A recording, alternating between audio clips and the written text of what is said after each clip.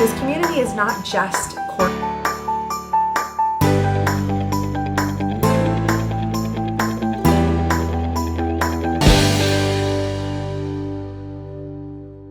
Hey everybody, welcome to the PerformHappy Podcast. I have a couple of special friends here with me today that I'm really excited to talk with. We have coaches Vahid and John-Mark from Unify Athletics.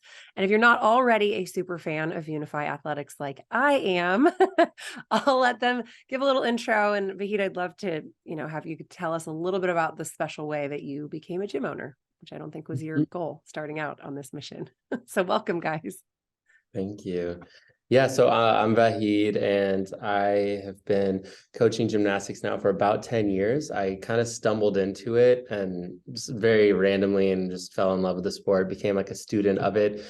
My path into it was sort of like working with young people. I've done that in a bunch of different ways in my life, and it was just a phenomenal fit for me. And so I developed a team program over, I'd say, around 7 or 8 years at another gym, and some things just weren't going great with that gym. And there were some challenges there with ownership and stuff like that. And so I ended up leaving, thinking about potentially a career change. But when I left, a large group of the team athletes there also left and asked me to consider starting a new gym.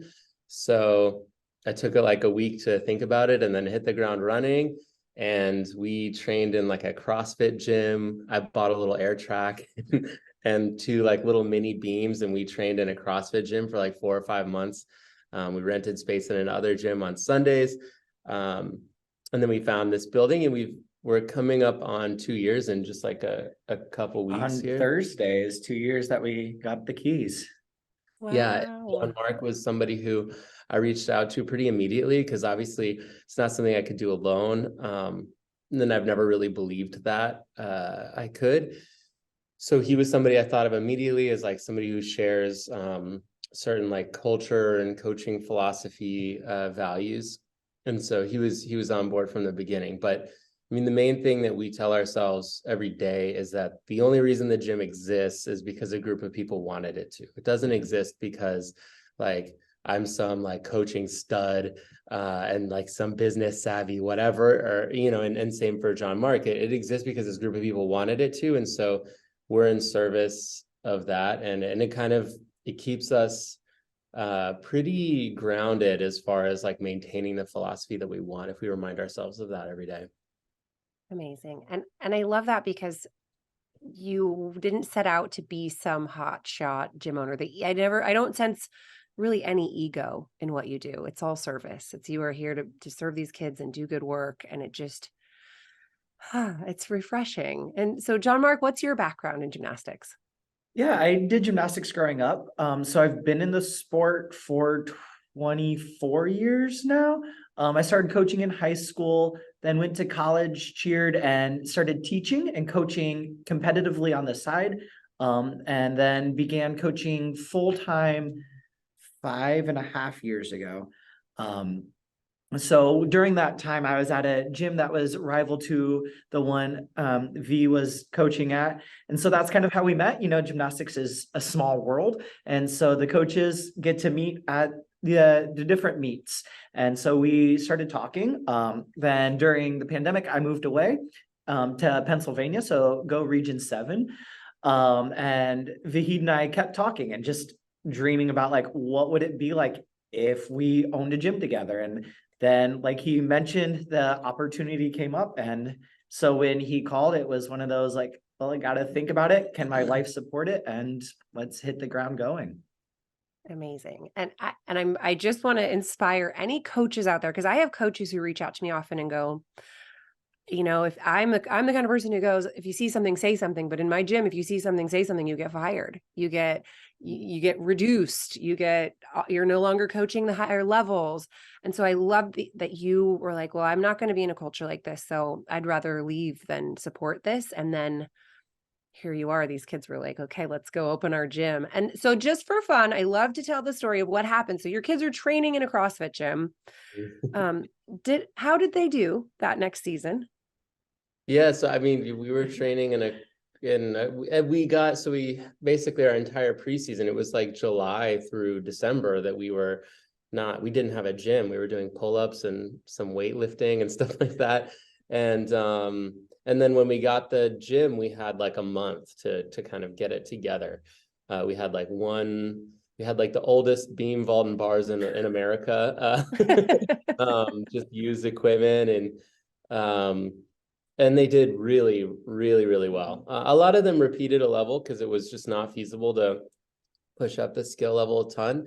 But yeah, we had our first ever optionals kid, and it was awesome. It was a really fantastic season. Yeah, one of our teams even finished 6th in the state out of 43 teams. So it was pretty cool to see what our ragtag army could put together. Yeah, well, and in North Carolina, that's no small feat. There's some solid gyms. So well done. That's the thing. I think a lot of people are like, well, but if I leave this gym with this harsh culture, I won't win anymore. And you guys show that if you change the culture, you can still be on that podium. But it's not the priority. It's like that's the side effect, the cool bonus, the cherry on top is you've got these happy, healthy, successful kids who also get to take home some medals and trophies, which is great. And I mean, just the way you guys go about it is so cool. So, and I noticed on your website, it says that your staff centers on the focus of overall mental, emotional, and physical health as a foundation for athletic excellence. And I think you guys just really have your priorities straight, that when you have that in place, kids can really, really thrive. So what do you do? Like how do you create this within your gym? How do you structure your culture? What are some of the priorities that make this possible? Yeah, well, we're working on like sort of rolling out another kind of model for this, but our sort of peak goal is when athletes hit like maybe the platinum level 7 to level 8 kind of area, that they are really sort of self-actualized, that they are in charge of their own training in a really robust way.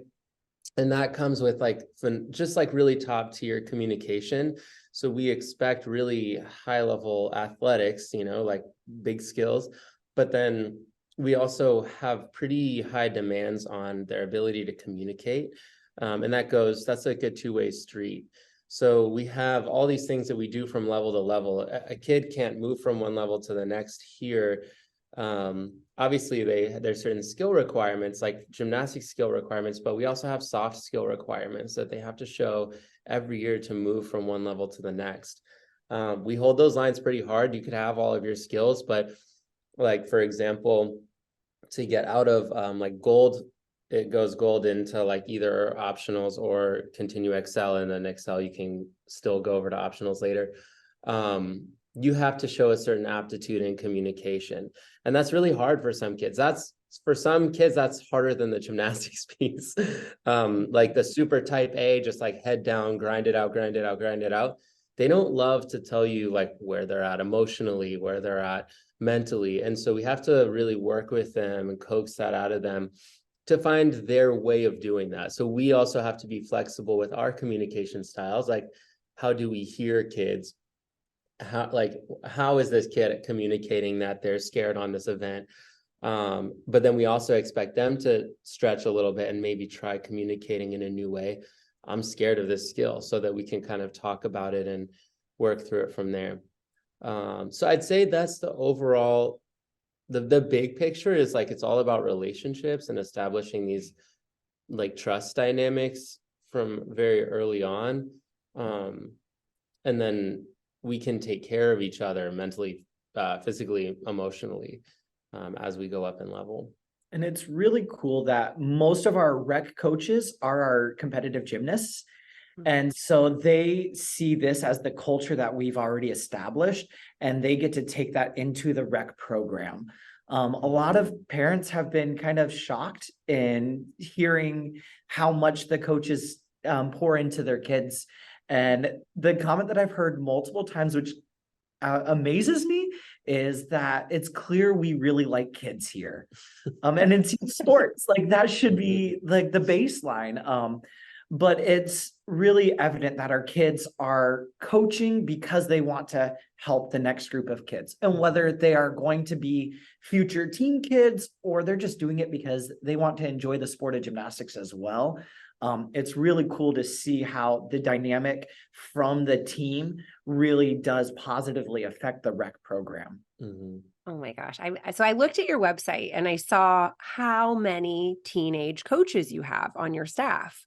I mean, it's like you have to keep scrolling and keep scrolling and keep scrolling to see how many, like happy, passionate teenage coaches you have. And I think back to my coaching days and we were always understaffed, meaning all the coaches were stressed.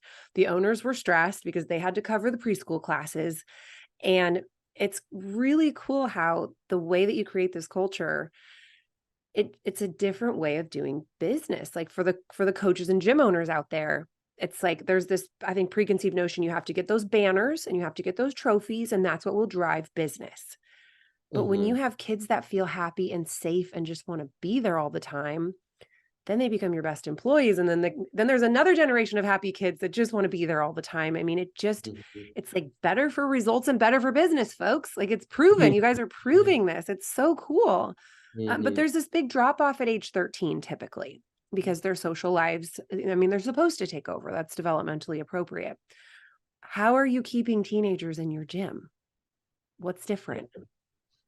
Yeah, so I mean, this is something that I think is a little bit unique to what we do, because we spend a lot of time thinking about that and investing in that. In a gymnastics gym, your product is your coaches. It's not you could have a state-of-the-art facility, but if the coaching is not great or mean or neglectful, then the kids don't enjoy their time, then they're not coming back. So really what matters the most is that you have people that can establish like warm, supportive relationships. And so we do that with our team kids, but then they, and in a way that they then understand that's like what they need to give back. For us, like probably the big starting point is looking at like when these kids drop off at 13, why do they drop off? I mean, I would be curious to hear from you, like, what is your number one, or like, what are the top few reasons that like the 13-year-olds leave? So the developmental purpose of that age is to find out a few things about themselves. They need to find out, who am I? Where do I fit? What's important to me? Who do I want to associate with? Because they're, getting ready to be pushed out of the cave, so to speak, by their tribe, and they have to find a new tribe or they will die. Basically, that's sort of the deep down brain decision-making process. Where do I fit? Am I okay? Am I good enough? So they've got to be finding, how do I individuate from my parents? How do I find independence? They need to find their voice and their tribe, basically. And that's what typically will pull kids, toward different social needs, or out of certain situations if they don't feel emotionally safe with the team that they're with. If all their friends are going to Starbucks after school and they got to go to practice, that starts to create a little bit of an issue, developmentally. So I imagine if you're creating a tribe for them that they really feel like they want to be a part of, that is in line with their personal values, it would be natural that they would want to stay and be a part of it. Yeah, that's a huge part of it. Additionally, we kind of cap the younger kids at training hours. So most of the kids through elementary school won't really come more than 9 hours a week, which is about 3-hour practices.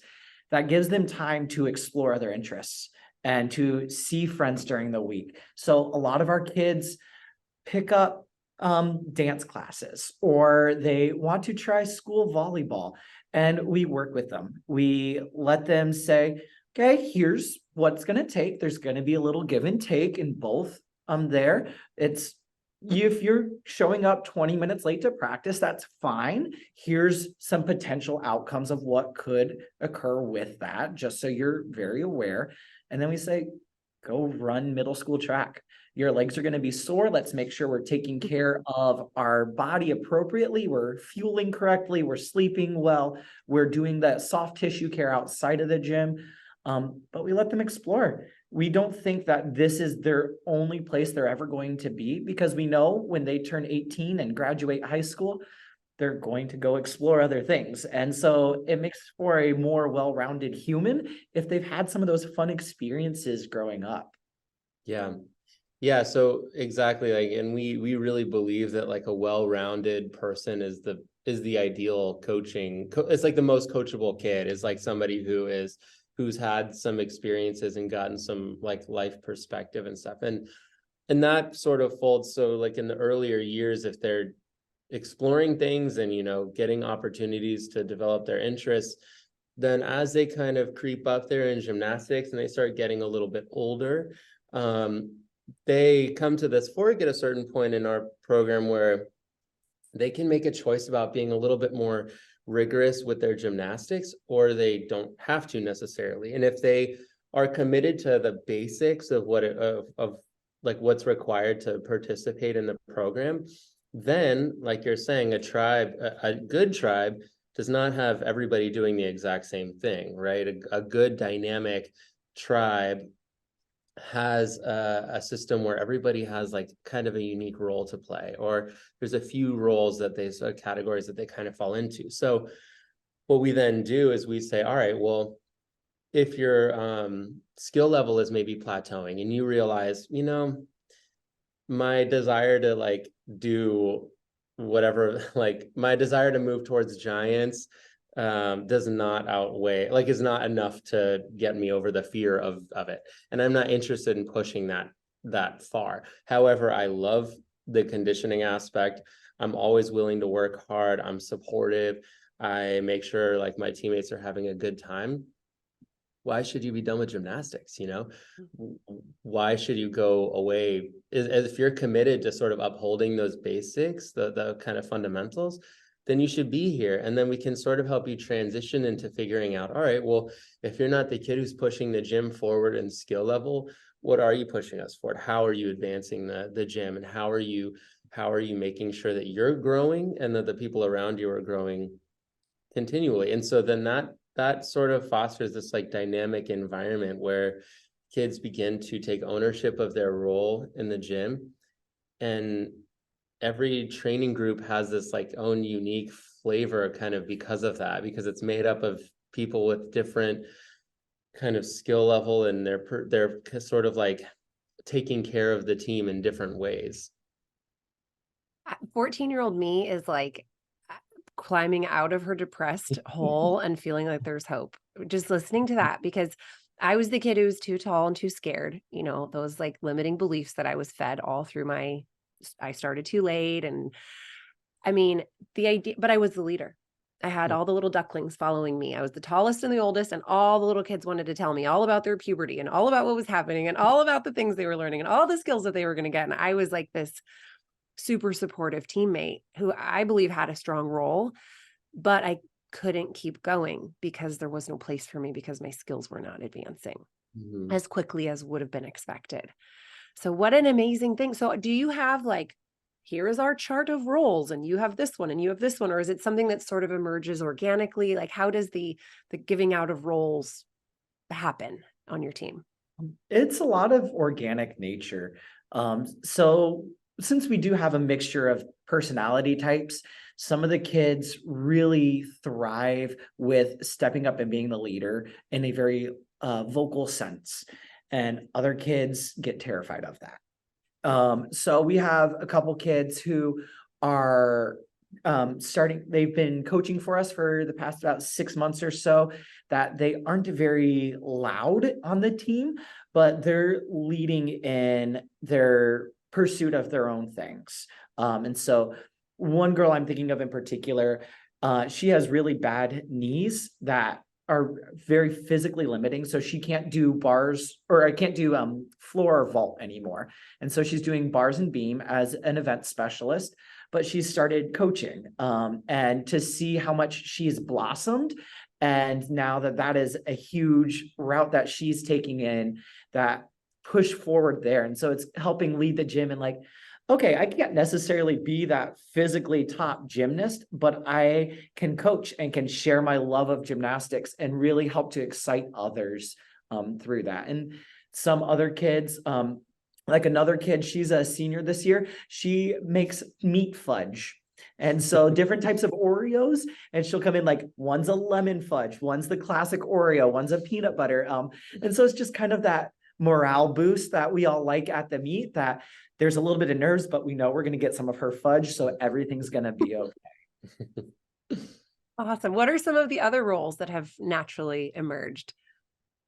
So we have like an athlete code of ethics, and we have a coach's code of ethics as well. And they were sort of like both conceived by the participants. So the athletes sort of came together and said, these are the qualities that we want to adhere to. And if we all sort of play by these rules here, then we have a healthy gym dynamic. And then the coaches did the same thing. And then we put them on the wall next to each other, sort of for like this kind of mutual accountability, you know, that we all have these standards we're trying to go like rise towards every day. And so in that code of ethics, there's several points that I think sort of embody some of the different roles that kids might take on, you know. Some, you know, like there's stuff in there about ego, there's stuff in there about remembering that like success is always shared, that like your teammate's success is not your failure. We talk about, you know, like success not being linear, of course, being process-based and things like that. So what we end up having is kids who, some of the roles are, there's kids who are really, really thoughtful about the programming. So they'll give a lot of feedback about like, if the conditioning, if they're noticing like, all right, well, we're working really hard on this thing, but like, they might notice that they're like a certain type of strength has dwindled in their group. They'll say, you know, our kind of like bars endurance isn't great. And then I'll catch that with them and I'll say, okay, yeah, you're right. Like they're super attentive on to like how the program is going. Even if they're not the ones like pushing the skill level really high, they can they're like students of the process that we've laid out. We have kids who are like little mental health professionals in the making, I would say, who are just like excellent teammates. They're really good at kind of like if somebody is having a tough time, they'll kind of go to them and help them out of that, and just kind of like work with them through a difficult moment. Or they'll let one of us know like, hey, so-and-so is having a tough time today. They're not going to tell you about it, but they're having a tough time and maybe you can keep an eye out for them. And then we have kids who like are just like they're working hard for the sake of working hard, and they know that the energy needs to stay high. And if we come in one day and everybody, coaches included, are just like a little lethargic that day, they're never going to be that way. They're always going to be the person who we can look at and say, whoa, like I'm feeling like sort of gassed by the week, but look at her, she's flying right now through her burpees, and why am I sitting down? So those are some of the roles that I think they take on. And is that what's keeping kids there? Is that they've got that role that regardless of their skill level, they are a part of something? I would say that's a huge part of it.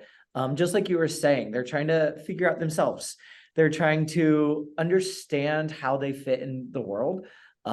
We also let them come to us about some things, like whether they're struggling in school or something, and we say, hey, do you need to talk after practice?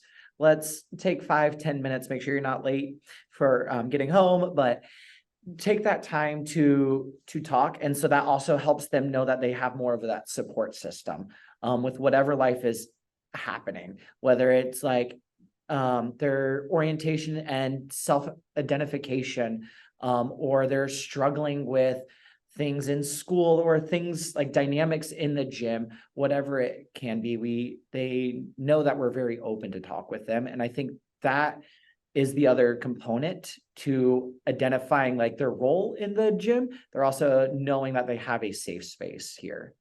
Mm-hmm. Yeah. And I think like, it's sort of like they're staying in it because they love the environment. They love just like being here, and they see that they have a way to contribute to it. So it's very empowering.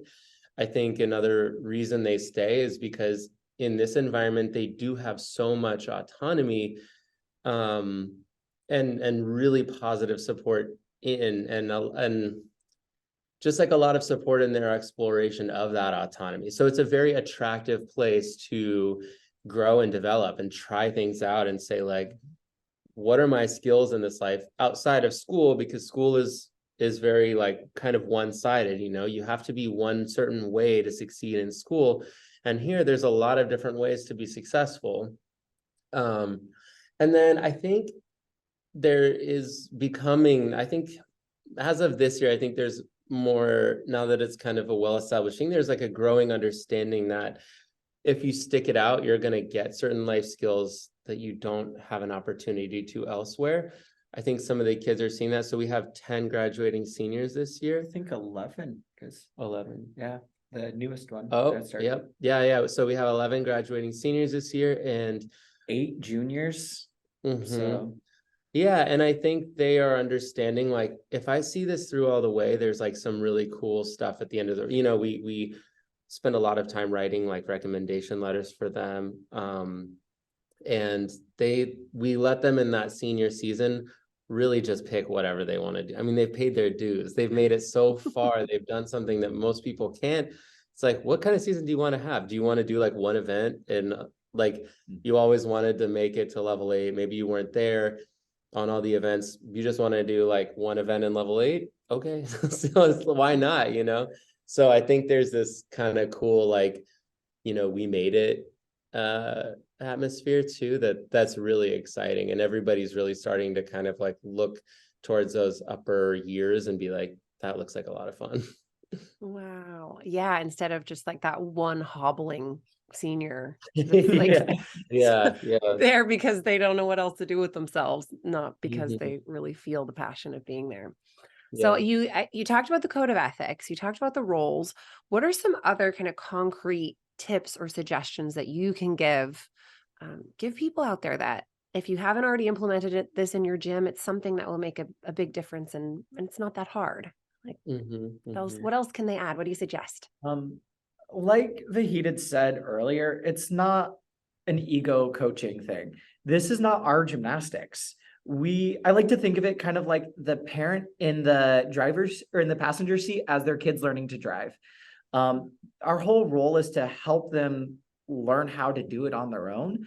And we are there. Sometimes we are white knuckling the board right beside us because it is kind of scary. But we are letting them kind of pick and choose. And they will come to us sometimes and have some ideas that we're like, where did that come from? Maybe we steer this direction instead. But check your own ego, realize it's not your gymnastics. You are helping them explore their own lives and their joy within their gymnastics.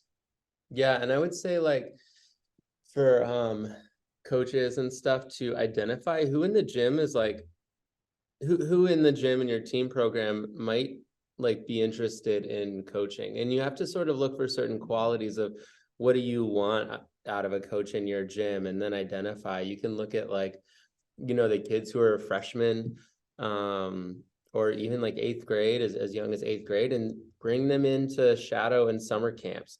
Bring them in, you know, if they're like an upper level kid, bring them into shadow on bronze and just talk about like coaching and watch if they're receptive to that end of things. Because really from the business side, it's really such a no-brainer to have like these kids stay in your team program.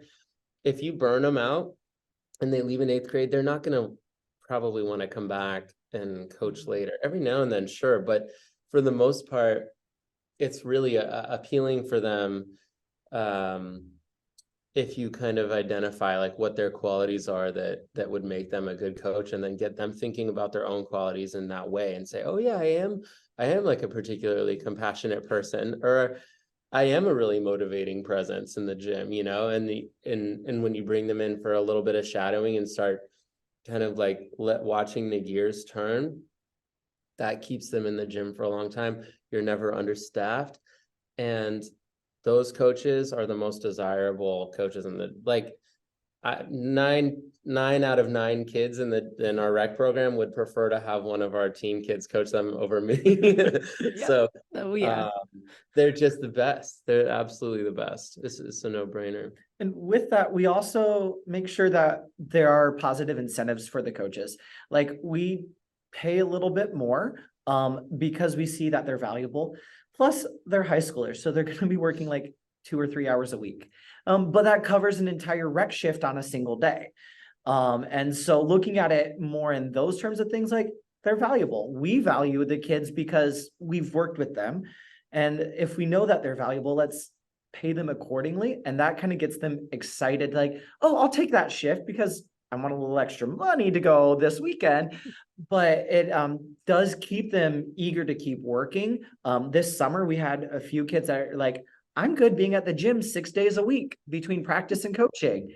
We're like, are you sure? Yeah, let's do it. And so they were on board and they were very eager to be at the gym, coaching, doing what they love. And their excitement was pretty catchy for everyone else too. Yeah, I think maybe to that end, one like word of caution, maybe for when you have, because there's kids, they train 4 days a week and they want to be here the other 2. We're closed on Sundays. Maybe they even want to work birthday parties on the Sundays. And you want to make sure you're helping them really manage their time and say, well, let's start off with 1 day and see how it goes, and then talk to your family. So you're also getting now to help them grow as a little young professional, and manage their schedule in a different way. And yes, you might be passionate and excited about that. Does that really fit with your schedule and all the ways you would like it to? Maybe, maybe not. So you have to be prepared. Like, you don't have to teach them about the culture of the gym. You don't really have to teach them much about basic gymnastics. You don't even have to like teach them about the way you want things to look or be, your parent communicate. They understand all of that. Your job ends up being a little bit more about like fostering a person into young adulthood. So, I mean, it's just a different process. You have to be flexible. You have to be willing to think about the business a little bit differently. But so far, I mean, it's paid off really, really well to have that system. Yeah. Well, and I think what I know connects us together is like this humans first mentality. Mm-hmm. But if you're looking at the human first and you're serving the human and you're like, is the kid getting enough sleep? Is she being a good human to these other humans? Are these other humans having a positive ripple effect as a result of how they're being interacted with? Then everything else just seems to sort of take care of itself. Mm-hmm. I mean, now that you've been doing this different way for a few years, is there anything that you would do differently about how you started, or, some kind of important learning mistakes that you made along the way? Might need a second to think about that. Let me think. I don't know. Mistakes. I mean, we've definitely made a lot of mistakes. It's probably just like sorting through which ones to share. Yeah. Mistakes with, okay, yeah. Sometimes I think some of the mistakes that I've made have been related to pushing somebody into autonomy maybe before they were ready, or like giving them too much responsibility or too much like almost like a credit as an adult to a point where they felt like unsafe with it, or they questioned themselves a little too much, because if I'm telling you, I believe that you're capable of this, this, and this, and this, and that's like really far away from where you feel like you're at developmentally and as a person, that can be a little bit defeating, because you say, well, if he believes that I'm capable of this and that, and I just don't seem to be capable of that, or don't feel like I am, and don't know how to communicate, then you can feel kind of defeated, and then you'll see some behaviors that are like representative of that. So if you push a kid and say like, you're a leader now, we're expecting you to be a leader, that can be a lot for certain kids. And so you have to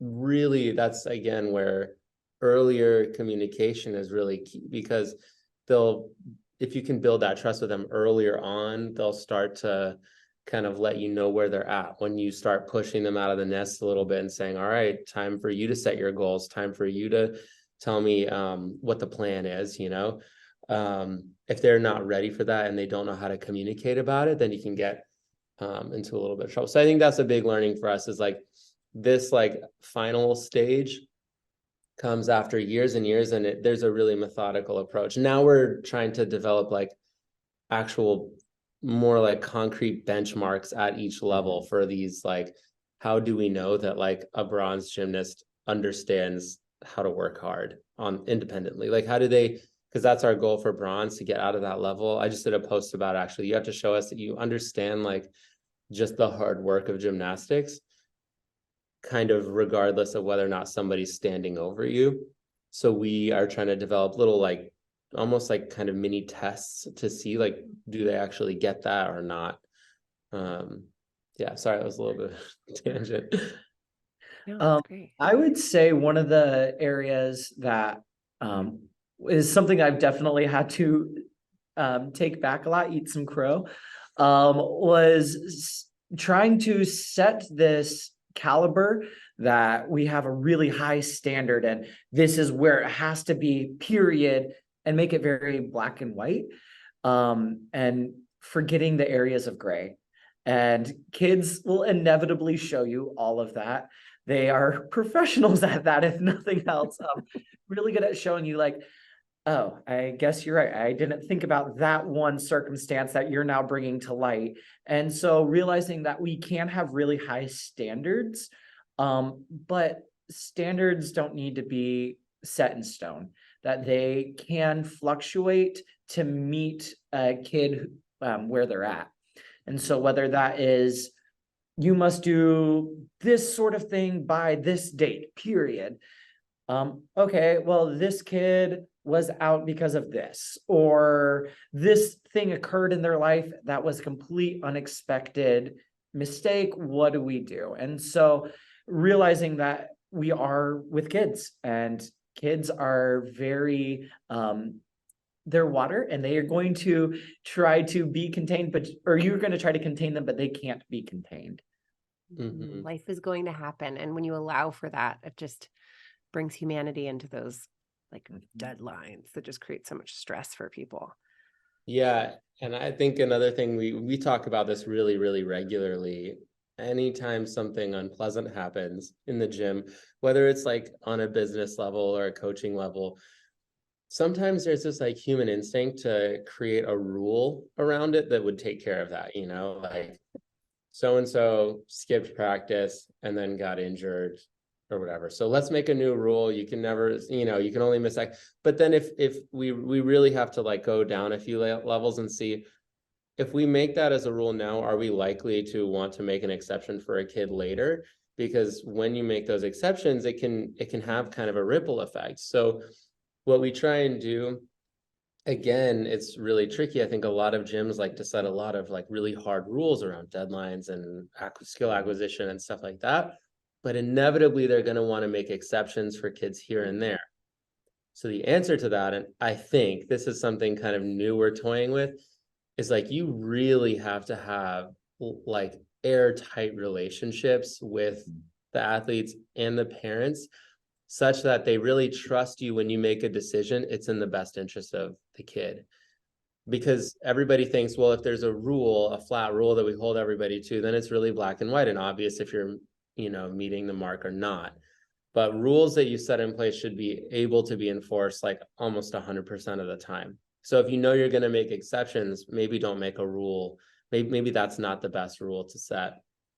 But then it's hard because you do have to lay a lot of groundwork for people to trust that when you make a decision, it's kind of, it is in the best interest, and that you'll talk about it and talk them through it and everything, but that they sort of trust you. If we're saying we're going to look at the whole person, then we need to sort of like really demonstrate that in the way that what a great a great difference, a great shift from like airtight policies to airtight relationships and policies that factor in the human nature. Airtight relationships. You know, what if that was what was in your manual? You know, not these like hard and fast rules. It's like the most important thing is our communication, our collaboration, our relationship. And from there, everything else can get sorted out one decision at a time. I mean, Mhm. what a great way to approach things. Oh my gosh, you guys, I'm just so thrilled. I'm like, when will you be duplicating, cloning yourselves and putting a Unify Athletics in every town? I'm ready for it. I'm ready. Every person who talks to me, I'm like, go to North Carolina, like you'll be good. But thank you so much for sharing what you're doing. I think you're making a huge impact, in your pond, and that ripple effect is getting bigger, and people are seeing that this is possible. So if people want to contact you, if people like want to go rogue and start their own CrossFit gym adventure, or just want to follow you on social, how can they get in touch with you? Yeah, I mean, it's at Unify Gymnastics on Instagram. That's kind of our main one. And then our website is unify-athletics.com, and you can get in touch with us there. And we're always like really eager to talk to coaches, owners, athletes, parents about just, hearing about how things can move forward in the community. I'll say, like, over the 10 years that I've been doing it, I think that, it's been close to like a 180 in the conversations that people have. There's been such improvement in just like how people are thinking about culture, and it's cool to be like a part of, just like involved in that world. Absolutely. Thank you guys so much. Thank Thank you. Thank you. you for having us. It's always really nice to chat. Absolutely.